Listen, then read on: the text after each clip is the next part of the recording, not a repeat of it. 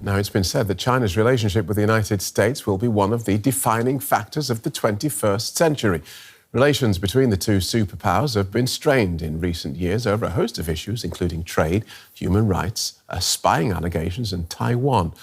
With China's National People's Congress underway, the country's foreign minister suggested that the United States was trying to suppress his country and to stir up trouble in Taiwan.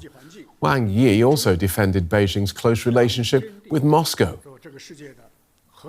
Well, during much of the Cold War, Soviet Russia and Communist China were at odds, but especially since the start of the Ukraine war, the two authoritarian neighbours have been forging deeper ties and now appear to be positioning themselves as geopolitical counterweights to the US. China's annual rubber stamp parliament, the National People's Congress, likes to play up the country's rise on the international stage.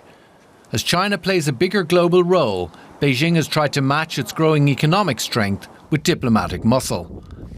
One area it's keen to play a bigger part in is mediating international crises, including the Ukraine war. But while China says it holds a neutral stand and tries to play honest broker, it's refused to condemn the invasion. And Europeans believe Beijing is using the conflict for its own purposes, economically and geopolitically. So vital is China to Moscow now that the President Vladimir Putin has described Beijing and Russia's relationship as being without borders. Китая непосредственно. Мы готовы кооперироваться во всех областях. У нас нет никаких. As for China itself, we are ready to cooperate in all areas. We don't have any restrictions. This also applies to military technology. As we think about the future world order, about ensuring our security, we're letting go of the traditional buy and sell relations. We're thinking about the future, thinking about technology. China has sent Li Hui, its special envoy for Eurasian affairs, to Kyiv to seek a political settlement to the war. Over the past 2 years, we have never given up our efforts to promote peace, and we have never stopped our efforts to promote talks. China has maintained in-depth communications with other countries, including Russia and Ukraine, to play a constructive role in dealing with the crisis. Xi Jinping and Vladimir Putin are fervent admirers of each other. China's 12-point peace proposal, issued in February 2023 to end the war, is seen as being very pro-Moscow. And trust in Beijing has eroded further as Europe steps up scrutiny of its trade with China. Russian imports from China last year were up 65% on pre-war levels. China is reportedly channeling key defence technology for the Russian war effort through neighbouring countries to get around sanctions. This week, the head of Russia's space agency said it's working on plans with China on ways to deliver and install a nuclear power plant on the moon by 2035. The relationship without borders extends into the stars. Well, journalist Fabian Kretschmer in Beijing is following the National People's Congress, and we asked him what Chinese Foreign Minister Wang Yi meant when he spoke of a new paradigm of major power relations. What he said is that China and Russia now are at a quote-unquote historic friendship, and this friendship has created a new paradigm of country-to-country relations, a paradigm that is based upon non-alignment, non-confrontation, and not targeting any third party. And I'm quoting here. Of course, you might argue how credible is such a statement, given that in this very moment Russia is continuing with its full-scale war against Ukraine. But nevertheless, let me give you an explanation of what I think Wang Yi and the Chinese government means by this statement. In the eyes of Beijing, the US is pushing for a Cold War approach and is continuing with a kind of bloc building, and China is pursuing a more multipolar world order. Of course, critics and also independent experts are arguing that actually what China is aiming for is that the hegemony of the West, as led by the US, then will be replaced by the new world power, China. So I think that would be my interpretation of Wang Yi's statement from this morning.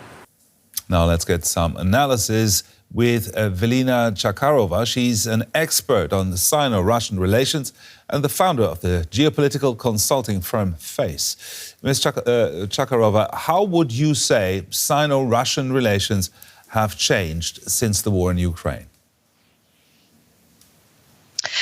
Well, what we are observing right now is, in fact, the manifestation of a new modus vivendi of strategic coordination between China and Russia. I coined the term dragon bear already in 2015. Over the last 10 years, they have deepened the relationship in all strategic domains, from commodities and energy to, meanwhile, military-industrial complex and space. We've heard last week that they're planning a nuclear plant on the moon in the period up to 2035. So what we are seeing right now, and I argue that the beginning of Russian war against Ukraine practically was the manifestation of this modus vivendi. It's not a strategic alliance, it's not an entente, but it's certainly a kind of a new modus how to rule, if you like, over the global south and how to actually create a geopolitical and geoeconomic counterweight to the West. In February last year, Putin and Xi met in Beijing, declared their partnership had no limits. Is it fair to say the Chinese president provided the cover for Putin to launch his war? No, I don't think that this is fair to say. Probably the Chinese have been kept in the dark about the true intentions of Russia on the so-called, limited military operation. But we can safely assume that Russia will have not launched let's say, full-scale war on 5 directions against Ukraine if he had not relied on the comprehensive long-term support by China.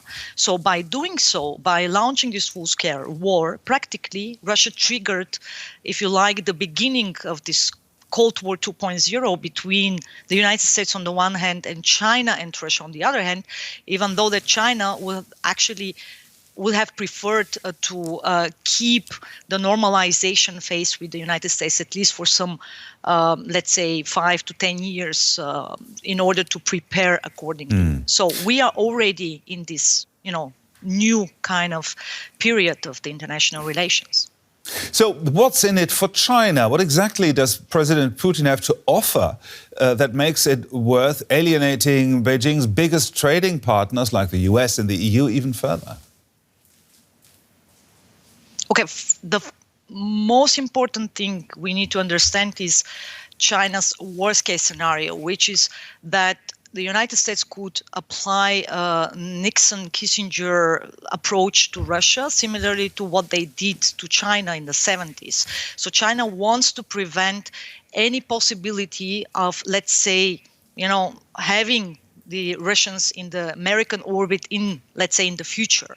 The second important thing that we need to understand is that the way China perceives the current American and, let's say, Western policies that, more or less both Republicans and the Democrats agree that they have to somehow stop China's rise. So Russia is practically a kind of a geopolitical match in heaven because it provides for the commodities China needs. China is the biggest importer of energy and food commodities.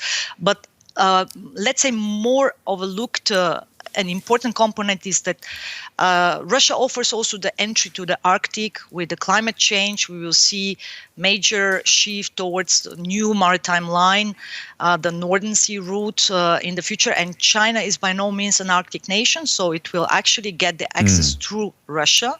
And all in all, it's a kind of a, let's say, coordination in which both create this counterweight to the, let's say, Western way of doing geopolitics, but also the control and facilitation of the global supply line. So we will see not necessarily a direct confrontation between China and the United States and Russia, but more so a kind of proxy wars as the ones that we are currently observing.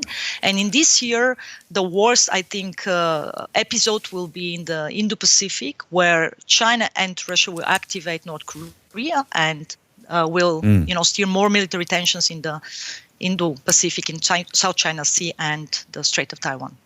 The Sino-Russian relations expert Vilina Zakharova, thank you. Thank you very much.